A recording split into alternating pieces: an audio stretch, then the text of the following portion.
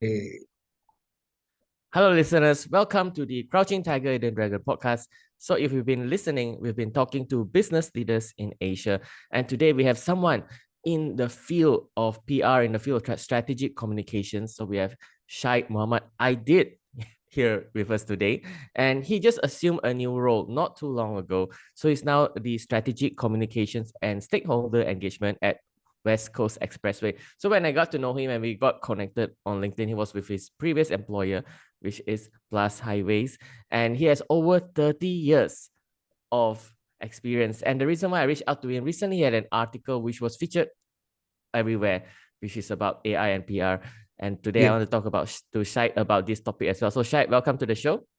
Thank you, Bob.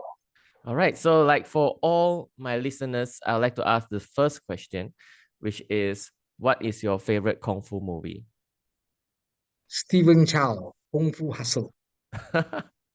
Yeah, that is a classic. I was just telling Shaq before today's interview that that is the P. Ramlee. That is the gold standard when it comes to kung fu movies. It has everything. You know, there's a scene where they line up to collect water from the pipe. There is the Yes. community, the cheap flats, the the poor community. Stephen Chow is very good at depicting, the underdog story. The poor person Mm. suddenly found a kung fu book, fight the hero, and and all the one of my favorite things about the movie is like the tukang kayu, the chef, and actually they are kung fu legends. And then in the end, the most famous one, which is the landlady, is one of the best Yes, kung fu. yes, yes. That landlady has actually inspired a lot of things, right? I think if you watch Netflix Monkey King cartoon recently, that character is inside that Netflix Monkey King, and I was quite surprised that the producer was also Chao Xin for an English animation on the Monkey King, right? Yes. It involved in a lot of the Monkey King stuff. Yeah, that landlady, right, is now some an icon. Like even if you go to Petaling Street right now, you can find a mural, and they were paying Ah, this. yes, It's become correct. part of our culture and sort of something now, the symbol. And it is true, you can go to any Asian communities and you'll find this strong figurehead, this strong women, Yep, whether it's yep. Chinese, Malay, or whatever, or Indian, whatever. There's this strong female, and you can associate the the Yeah, hair, everything, the perm, everything with yeah, her. yeah. And I think it says a lot for, the strength of women that a lot of us in the society have maybe taken for granted, that they are really the pillars of our community, right? So she's very, very quiet, but at the end, you see, she's very, very powerful. And while she stands by her man, she's standing by her man as an equal, right? And even though her husband is that kung fu master also, who was very docile at first and all that, but he's also equally powerful. But he allows or enables her to take the front role, and yet both are equally respectful of each other. So there's a lot of messages that tells us how we men should also behave properly these days. That is a very, very current view, Shai. There's a very current view. All right. So thank you for coming on. So my first question to you is because the you said this also in another interview, and there's a lot of ways to describe your role. There is strategic communications, there is PR, there is external state communications, everything. So can you share Yep. with us what you do in your role? Well, the fundamental well of what we do, right? We can call ourselves communication practitioners. We can call ourselves brand custodian. The fundamental is perhaps, I would say, is a conduit, a bridge between the brand slash organization and the people. I put it in a very simplistic manner, right? You can layer the people as stakeholders lah, shareholders lah, investor, analysts lah. You can call it the media, you can call it NGOs, but it's about people. It's about people. It's about connection. It's about being honest and upfront about what you are doing as an organization, as a company, that will benefit this community of people around you, right? While everyone comes out to build a business, there's always a purpose behind that business, right?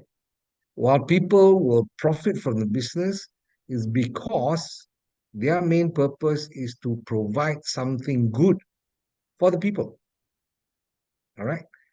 And along the way, sadly, businesses have manipulated that and profited unkindly. So, for communications, our role is to make sure we are authentic, transparent, and honest by sharing the developments and progress of that company or that organization to the people that matter, to the people who are affected from our business. So, for a highway like West Coast Expressway, or even Plus for that matter, the community, the fence line community that lives within us is very, very important for us to keep them updated and abreast. Because bear in mind, with before the highway came into place, they were having a happy life, right? So suddenly the highway is built, it disrupts their lives, but it should be disruptive in a positive and progressive manner, right? And as a responsible corporate citizen, highways give back to those communities. And the stakeholders that matters to highways would of course be the regulator, which is the Lembaga Lebuh Raya Malaysia or Malaysian Highway Authority. So all these fundamentally are about relationship. Everybody wants to do something good. Everybody wants to, of course, make a living from it, right? And that's how any human civilization thrive through commerce, through community, and through communications. These are the three C that circulate among humanity, lah, right? So I hope that gives you a bit of a nutshell in what I do, right? It's not about, some people say, oh, you are hoodwinking the people with your Some some spin say doctoring. some say shaping the narrative. Yes, I think uh, telling the story in the right way, right? Shaping the narrative is a buzzword, Hmm. but if actually you break it down, what is shaping the narrative actually? When you like a girl, when you go and follow it, you shape your narrative beforehand. You want her to hear what she wants to hear, right? And that's basically what shaping the narrative. Know your target audience, know your community. What are their pain points? What affects them, right? And as you build and progress your business around them, you make sure you deliver back things that are good for them, that elevate their pain point, and you shape the narrative to communicate that. Why? So that they will continue to support your progress, right? And that's where stakeholder engagement comes in. Huh? If your narrative is wrong, or sometimes without narration, the community can come and give you certain hindrance towards your progress. For example, one of the latest incidents, uh, before I joined WCE, there was one section that there was a flood in 2021, right? So before the state elections, lo and behold, why are we surprised? These are all uh, hidden agenda and narratives that comes out from other parties, right? Suddenly there was a TV news report about the community there being upset that our construction resulted in a massive flood and they were not compensated and they were not engaged, right? So I came back and I responded to that back in the same medium. Uh, and of course, we need to check what happened, what was the background, right? So fact checking and research is very important.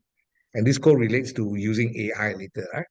So fact checking and research, we found out that that area prior to the 2021 flood was already a flood prone area, right? And the reality of it, the right of way where WCE section was built, it was actually out of that way. But from the goodness of the organization heart, flood bunds were actually created on of the existing flood bunds.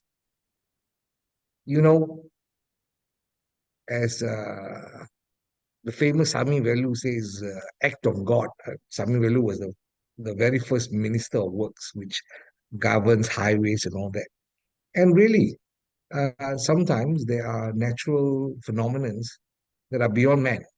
So while the double bunds were built, during that period of 2021, that flood was really strong, and it did break the bund, and it flooded that community, right? Um, Things were done, mitigations were made. The management, of course, at that time of WCE is very different from management today, where today's management is very engaging, very uh, community centric, and all that, right? So the point was very simple.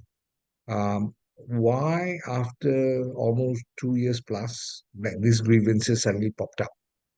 So obviously, the background, if you know, it really doesn't carry much weight now, right? It is an opportunistic raise of narrative for whether it's a political agenda. We don't know, right? So going back to that, stakeholder engagement is a very integral part of any business relationship that any industry has. Okay. Yep, yep. Thanks for sharing. So you said you responded in the same medium. So what exactly happened there? Apparently, nothing. Okay. There was no counter respond. Uh, there was no further noise, right? Because we were very structured in our explanation, in our narratives. Uh, some people said, yeah, if they really, really had a bona fide case against, uh, why didn't they take legal action years back, Mm. right? If you have local standi in what you're saying, then take the necessary action.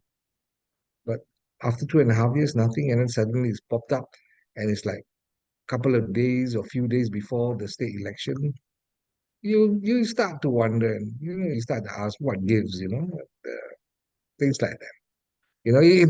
I believe that was a noise for a higher scheme of things, Yeah, yeah, yeah. right? Mm. Yeah, yeah. Syed, I have to ask this because you mentioned on the podcast already because I had no context and the listeners don't had no context to that. So can you say what was the noise being made and what was the Okay, medium? so it came out in Astro Awani, Yeah. some of the uh, residents of Kampung Asahan, right? Okay.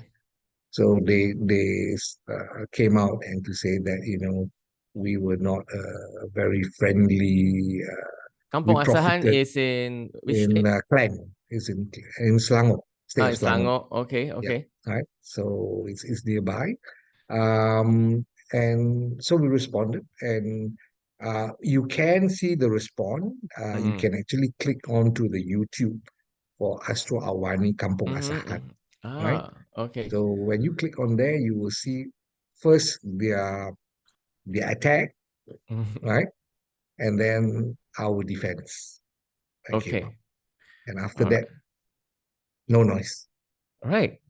Thank you so much, Syed. So yeah, now I have a clearer picture. Yeah, so for the context of the audience as well, not to say it's related, but we also recently had our state level elections in Selangor. Yes, yes, yes, Yeah, yes. not to say it's related. So yeah, can you share with us another example as well? So where your strategic communications efforts made a difference in a company. I think every effort, whether it is communications effort, has to be supported by all the other functions, all the efforts of other functions in the organization. So strategic comms is basically having all the bullets at hand from operations, from technical, from finance, from HSSC,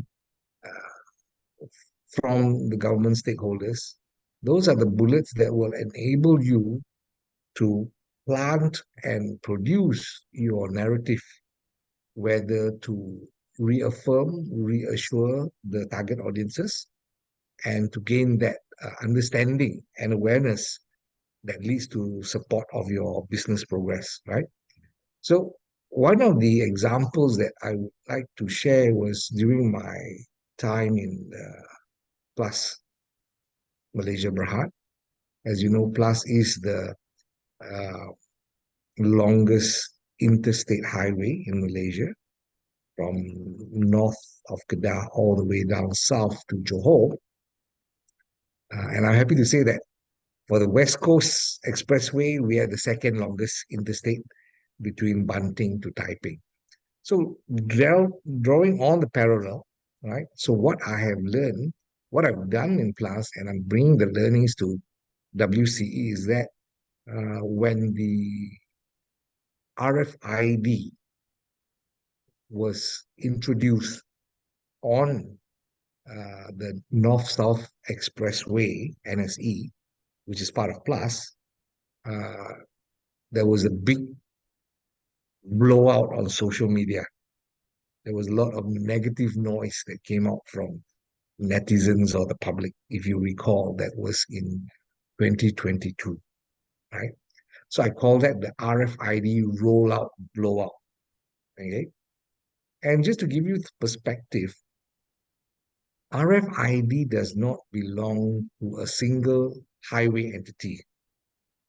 It does not belong to Plus, it does not belong to WCE, it does not belong to Duke, it does not belong to SKVE, nor the Prolintas Group. RFID is a payment platform that is owned by Touch and Go, Sdn Bhd. And Touch and Go also owns the other payment platforms called the card, Touch and Go card, right? And they also, once upon a time, provided the smart tag, which they stopped in 2018. Many people do not know that, right? The smart tag has been stopped by Touch and Go. But the producers of the smart tag, the OEM, are still continuing to market and sell smart tag on the online platform. Okay. So the payment solution came with the ETC, electronic tolling collection, where people wanted to move away from the highway wanted to move away from cash to electronic payment. Very fundamental reason, safety and security. That's it, right? So imagine you used to pay cash, you got not enough cash, you fumble, cash falls on the floor, people, traffic, So safety and security for both the highway concessionaires as well as the highway customers. So ETC was implemented in late 2017, 2018, 2019 across all the 33 highways. So Plus is not contrary to popular belief, a monopoly.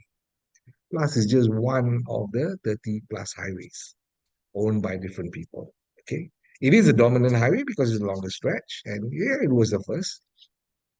So the payment modes of touch and go and the smart tag, which is the conduit, have been there ever since, right? And there are two types of highways. One is called the open toll system. The open toll means you enter, you pay. Straight away, the money is taken from you. Plus, and WCE, we are called closed toll system, where you pay upon exit, right? Because if you come into one, you enter the highway from, let's say, Damansara, we don't know where you're going to end up. You might suddenly swerve south, go to Klang, or you might go up all the way to Sungai Dua in Penang. So it's only then where they will calculate what your payment fare is, right? So the closed toll system is a bit more complex. And that's why the open toll systems, which are predominantly in the intra-city toll highways, like Duke, uh, what? Duke, uh, we Sprint? have Duke, and we have Sprint, Yeah. right? Quite a number of all these open toll systems. Mm. So those intra-city highways, and then Suka also, they were easier to implement. And they have been running with the RFID as a third payment option solution on their toll fares, the toll lanes, um, prior to 2022, right? There were no hoo-ha, there was no complaint. Everybody was fine, those who use RFID, and RFID users were small, right?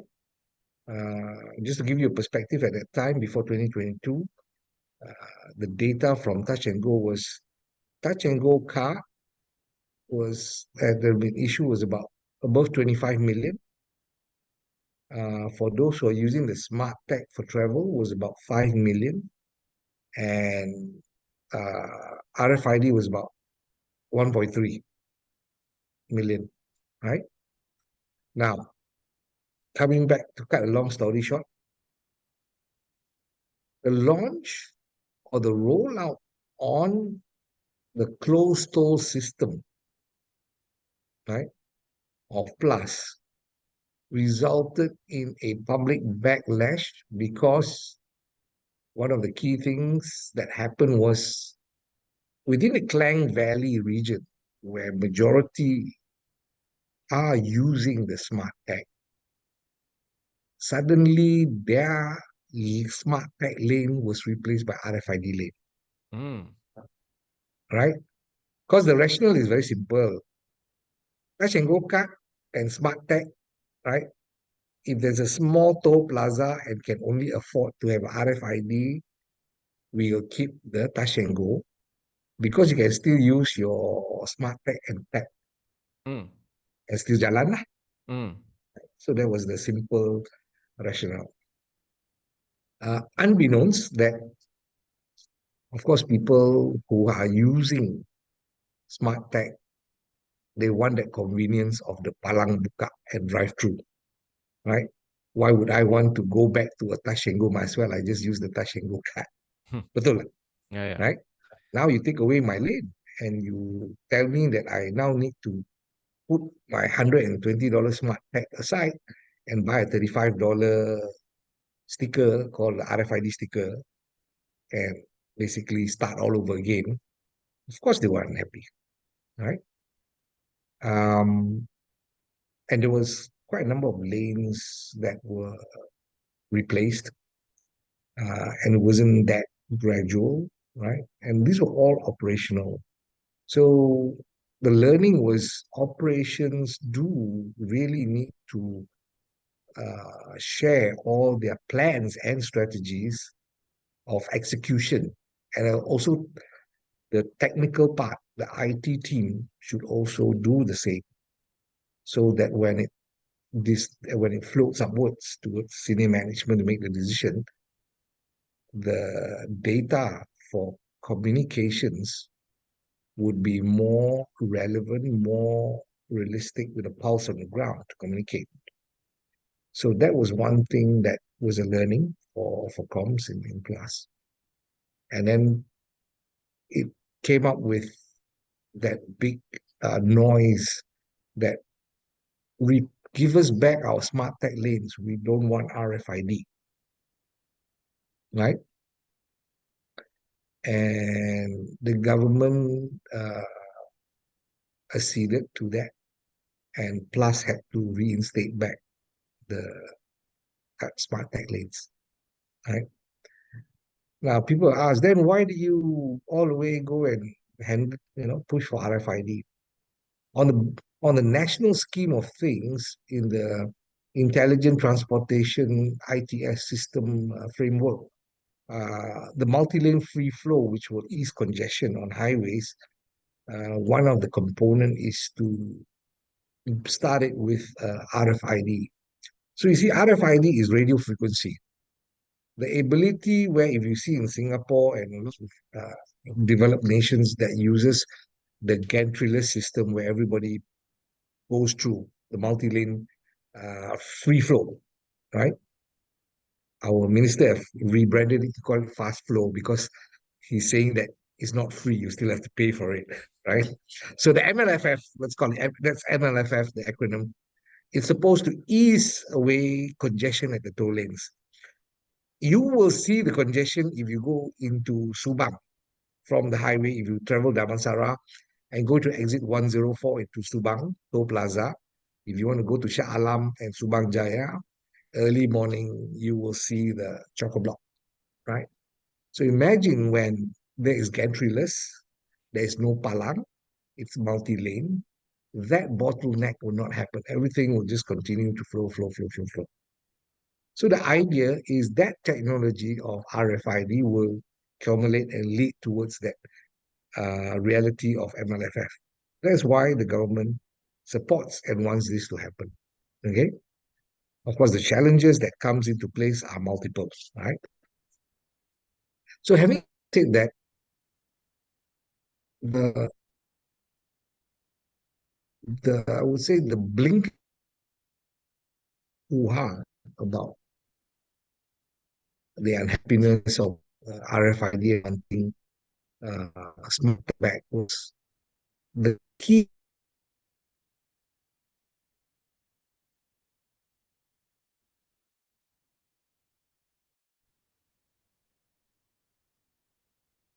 Yes, yeah, Syed, you were talking about the hoo-ha from the new RFID lanes. Yeah. So of course the hoo-ha came because of technical glitches, as you can experience what we just went through, the technical glitch of suddenly a downtime in terms of internet. So everything that's on technology like RFID or smart tech, when it's technology based, yeah, things do happen, right? So the hoo-ha came in because suddenly, I'm a smart tech user and then my smart tech lane is replaced by RFID lane when there's 5 million of us versus 1.3 million of RFID um, I would be pretty unhappy, right? But what happened was from that incident, we saw the social media backlash or the negativity and we addressed it. We approached it with the help of a social media listening agency called Zanru, with the help of a social media crisis specialist, the small agency called Corpro. Uh, Stuart Tan, who used to be the Edelman, helped us. We studied and we learned quickly on how to deep dive, right? The noise that's coming out from social media. Uh, at one point, it was 63% negative, was big fat red. But after deep diving and scrubbing and cleaning, we threw away all the bots, threw away all the cyber troopers, and the negativity dropped over 91%. And the balance of the negative noise were actually fundamental pain points which technologically and operationally we can address, right? So we went on a campaign, a communications campaign to educate, generate awareness, benefits, and the future state of how wonderful and easy it is to travel on highways with the implementation of MLFF. But you need to start with RFID. And after over a period of 6 months, the blowout happened in January 16th. The heat went on for about a couple of months. And we started the deep dive, and it took about 3 to 4 months all in all. Regained our posture with the communications campaign. and went on a slew of education. And after 6 months after that, so I think by about uh, September, October, the sentiment was from give me back my smart tech lane, don't want RFID, to hey, please, Mr. Plus, can you install more RFID lanes, right? So there was a shift in want and perception, shift in sentiment. So it was positive towards it. While there are still glitches and tech stuff that the tech people need to improve on for this, we know we're heading in the right direction. I think government have also of late 2022 and early 2023 have gone on to, they're quite fervent in making sure the multi-lane free flow or fast flow, MLFF, becomes a practical reality for Malaysian highway users very, very soon, whether it's 2025 or 2026, right? It depends on how quick, how fast other matters can be resolved from public policy. So the strategic comms was a critical pathway since understanding the pain points to pivot and realign the educational and awareness platforms on social media, engaging the right medium and I would say influences to appease and calm uh, the highway customers that what they are experiencing is something temporary, but for a longer term benefit and gain, which is the MLFF, right? And to say that the communications work to a great level, yes, the strategic comms played out its role. The outcome was as desired. And the test in the pudding was that we submitted the case study to the Malaysian PR Awards, and we won for crisis mitigation and preparedness category from the PRCAM of Malaysia. We also submitted it the same case study. We submitted it to the Public Relations Consultant Communications Association of Asia Pacific, which is UK based, but their APAC headquarters in Singapore for that award, which we were also selected and we won. Took back the trophy. And also from the Interactive Marketing PR Asia Award, and we also took back the trophy. So we've got three levels of trophy. One is national, one is regional, one is international, all on the same strategic uh, advocacy and plan for this RFID rollout blowout. And the peers in the industry measured us. So it's not some newbie or people who are not attuned to the abilities of good strategic comms who, looked and, you know, analyzed what we did and measured us. But it was from the industry peers who are not Malaysians per se, but from international agencies, right? And international uh, senior comms practitioners. So the judges were also from the media themselves. So that to me carried a lot of gravitas and credence to the team's effort in the overcoming from negative against RFID to positive, give me more RFID lanes, right? And I think the RFID usage has increased from 1.3 million to over 2 million. Uh, I guess if you want to measure it, it's quite good jump within January 2022. Now we're turning maybe over 1.5 years. Mm. Yep. So 700, 800,000 Yeah. new RFID users Mm. today. Yep. Thanks, Shai. Thanks for sharing and congratulations as well. And yeah, Now so it's a team. It's the team who did that. yes, but nevertheless, impressive indeed. And yeah, so now let's get into the main topic we were going to chat about today, which is AI. Yeah. So let us know, because you've been 30 years in the industry, you've seen, Mm. from newspaper to social media and now AI. So like, Yeah. how do you get into AI in the beginning? All right.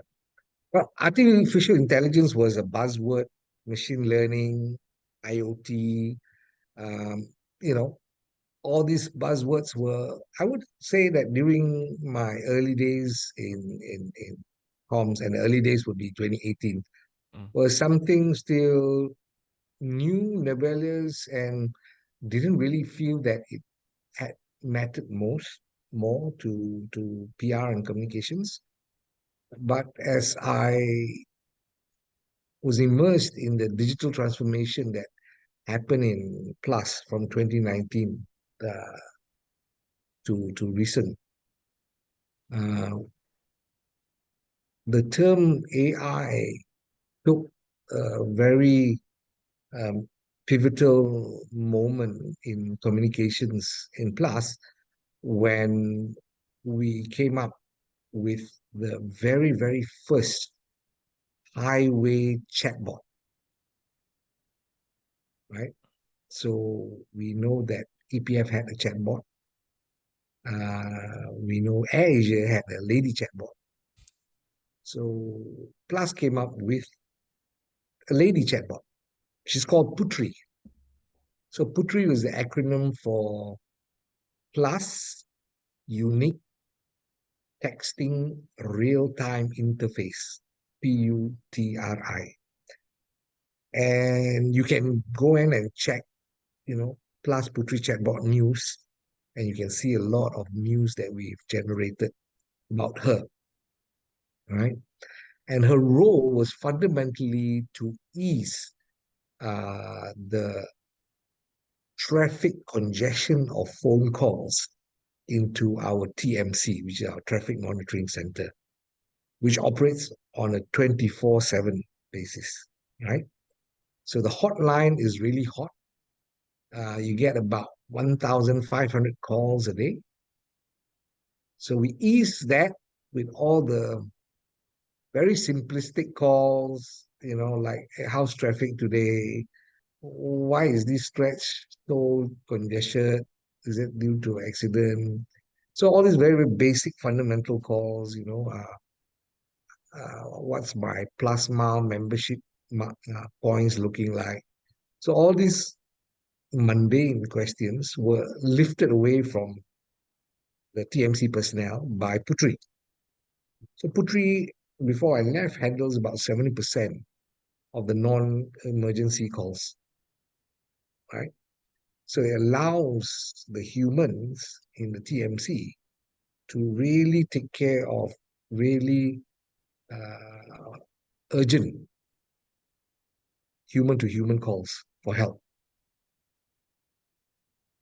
So from that day, as I meandered through the process of uh, digital transformation and all that, Chat GPT came about, and I was a bit perplexed about what it does. And there was, as I delve into it, and delve is I think I really dived into it when I found out that it would actually ease and, to me, eliminate writer's block.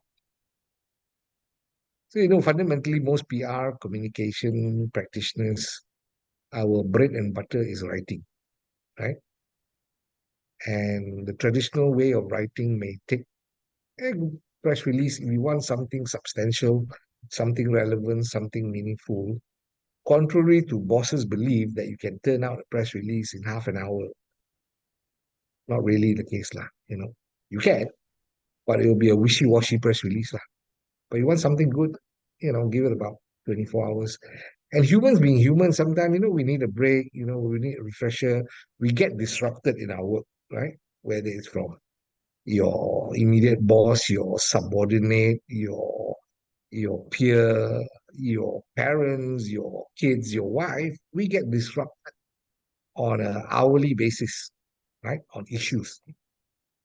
So with that disruption, many people don't understand. It also kacau your train of thoughts when you're trying to write. You have certain things that you want to go and do research on a particular matter. When you're disrupted, it just flits away, right? Now, the beauty of Chat GPT is this. It can do your writing job in split seconds. Now, there's a catch. You need to know how to ask it. Chat GPT, I think it's an assistant, nothing more. It's a godsend assistant for people who need to write. And apparently the AI has even evolved to design, to coming out with financial charts, right? They have Bard AI, Leonardo AI, right? All these AIs are going to make our lives easier. Now, there's a school of thought in comms also that, hey, it's cheating, lah. Where is the gustoness of your personal touch of creativity, right?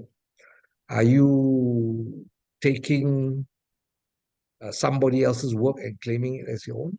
The answer to that is a straight no. Because how you ask it, and this is where the term prompt engineering comes in, right, is from you, the individual. No two prompt engineers are alike. We can have the same topic, Bob, you and I, but your prompt may be different from mine. And your story or your output will look very different from mine, right? So as I said, Chat GPT is like a genie in a bottle. And you have wishes to ask. And let's say you got 3 wishes. You can say, I want to be rich. And it might flood you with money. Then suddenly you have the problems. All your relatives who you never knew came to come and start asking for money. So you might prompt it differently. I want to be rich and I want to be hassle-free from people asking me for money. Right? And that also eliminates income tax from coming after you. Right? But then you have these 2 things, and then suddenly you find you are dying of cancer. You have all the money in the world, but no health. So maybe your prompt should be, I want to be the richest man in the world with no hassle and totally healthy and live a long and happy life and, be able to provide well-being and goodness through my wealth to the community. So the prompt differs. As the prompt becomes more robust, more resilient, your output becomes, it manifests in a better form, right?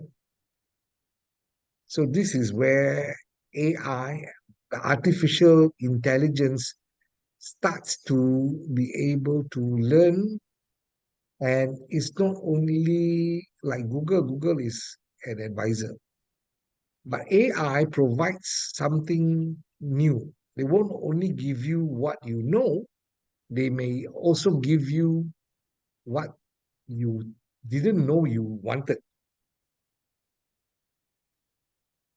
right? And if anyone's been following Fly FM, Aina and Ivan, the AI DJs, you will realize, the top line of it, the way they DJ over radio, the way they curate their their content is very, very enlightening, very, very encouraging. But you also do see that AI has its limitations, right? It is a lot of people feel that AI is a superpower, but it's a superpower that if you do not know how to unleash it properly, it also becomes a dud, right? So that's where you need to learn about utilization of AI and how to unleash and unlock, right, the potential of each of these AI solutions, right?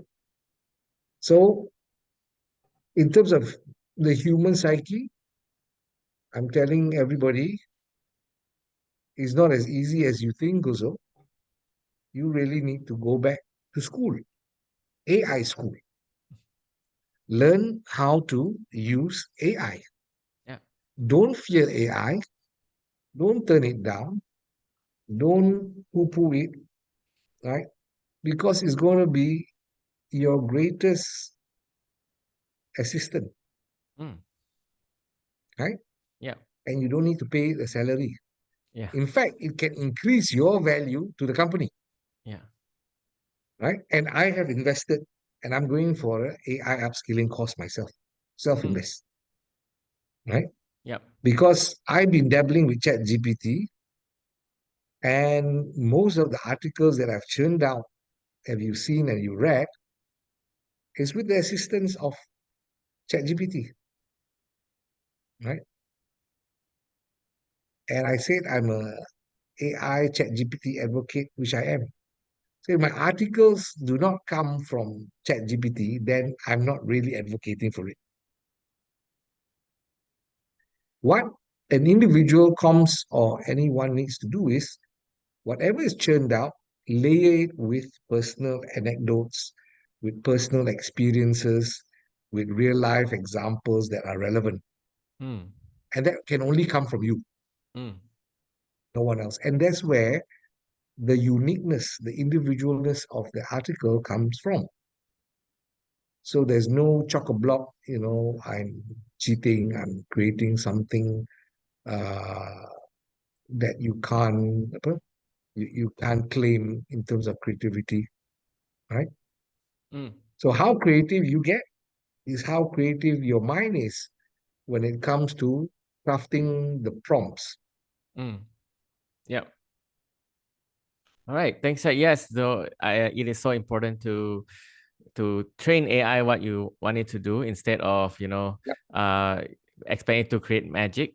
So like one last question before we go. We chat almost an hour already. Last question is that Oh, AI is also wrong, or in a way they say a hallucinate.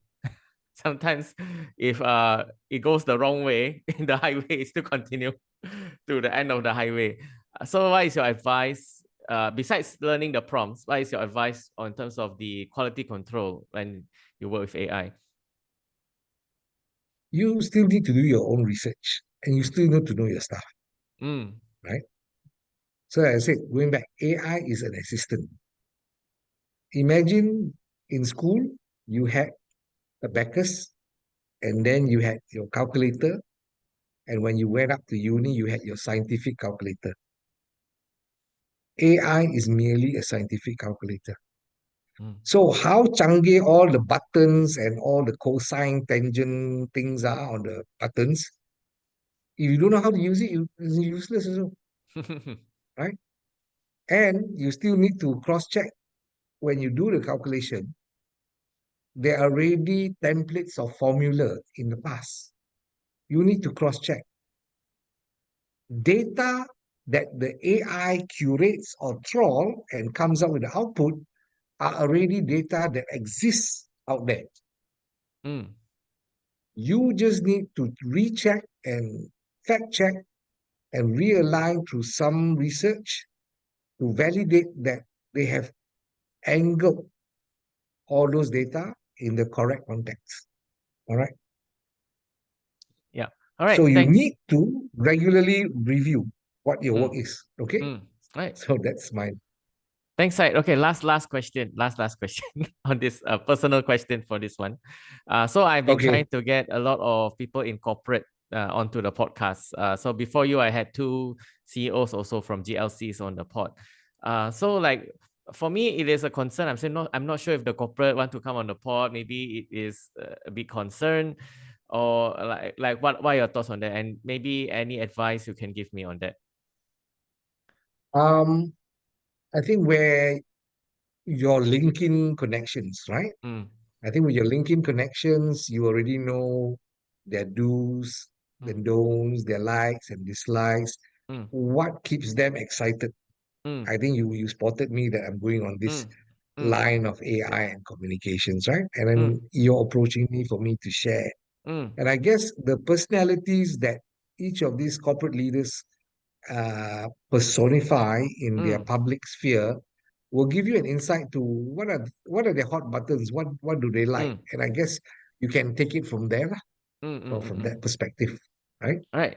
So Right. maybe you want to do a live podcast if you get one individual one day, to do a live podcast. That will give it a different spin. Some people just like the live podcasting, and Mm, some people like this interface that's easy. mm. So, right? So know your corporate leaders, what they like and don't like, Yeah. and approach them on that. Thanks, Syed. And is there a concern in the communication standpoint that they say something wrong and then it's not good for the company or something like that from their point of view? Well, I guess they need to be prepared, Mm, right? And the beauty about podcasts, or the beauty about internet now mm, uh, is where authentic leadership is able to display itself. mm, The transparent messaging that a leader needs to espouse to the viewers. No longer can you hide and tell half truth and all that. I would say the internet has given us what we call the full Monty phenomenon. mm. You're actually naked, right? So be very, very sure what you want to say. And if you are not an authentic and really good leader who cares, well, you can still come on, share your views, but be ready for brickbats, Mm. right? All right. Thank you, Syed. Thank you for coming on the pod. And yeah, please connect with Syed on LinkedIn. That's where we got connected in the first place, and follow his content as well. Thank you so much, Syed. Thanks, Bob. Thanks, everybody.